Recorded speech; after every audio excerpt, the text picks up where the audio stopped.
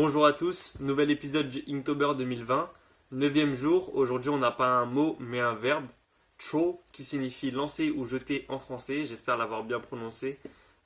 C'est parti. Pour illustrer ce verbe, qui en plus est un verbe d'action, j'ai eu quelques idées axées sur le sport. D'ailleurs j'ai eu une idée en fait qui a évolué au fur et à mesure. Dans un premier temps, je voulais faire deux basketteurs qui se faisaient une passe entre eux. Ça s'est transformé en un seul basketteur qui tire au panier, puis toujours un basketteur qui lance le ballon sur une personne, en particulier une vieille personne. Mais j'ai encore changé d'avis. Je me suis dit que j'allais reprendre mon personnage du deuxième jour pour continuer dans sa lignée de faire un régime, etc.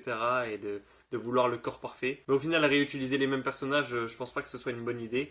Donc j'ai encore changé d'avis pour au final choisir de faire un vieillard, mais pour le coup vraiment vieux. Ça veut dire que le quatrième jour j'avais fait un demi-vieux, mais là c'est vraiment un vieux qui tente de garder la forme en jouant au basket. J'ai utilisé la photo d'une vieille personne pour bien placer les rides du visage.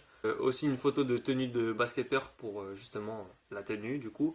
Et pareil pour le ballon, une photo de ballon pour avoir une idée de comment est un ballon, pour faire un ballon. C'est logique. Pour bien représenter l'action et donner une impression de mouvement, j'ai utilisé toute l'étendue de la page, même si elle n'est pas remplie. Le verbe jeter induit que la balle est soit déjà partie, soit est en train de partir. Et donc, vu la force de mon personnage, il en faut de la distance. Et c'est pour ça que j'ai utilisé toute ma page. Je suis assez content de la dégaine de mon personnage, que ce soit ses baskets, sa tenue et même la gourde qu'il y a sur le côté. Je suis content du rendu respectif de tous ces objets-là. Malgré tout, je trouve que la page est un peu vide. Comme d'habitude, j'ai pas eu le courage de faire un décor, mais heureusement, j'ai regardé, heureusement ou malheureusement d'ailleurs, j'ai regardé les mots qui vont arriver et je vais être contraint de faire des décors parce qu'il y a des mots qui représentent des décors à part entière, donc je vais être obligé d'en faire et ça va me faire sortir un petit peu de ma zone de confort parce que là, je fais surtout des personnages et en plus de ça, je trouve que ça laisse un léger sentiment d'incomplet.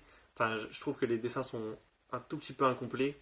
Et donc voilà, si je suis obligé de faire des décors, peut-être que ça va sauver la chose. Je sais pas, on verra bien.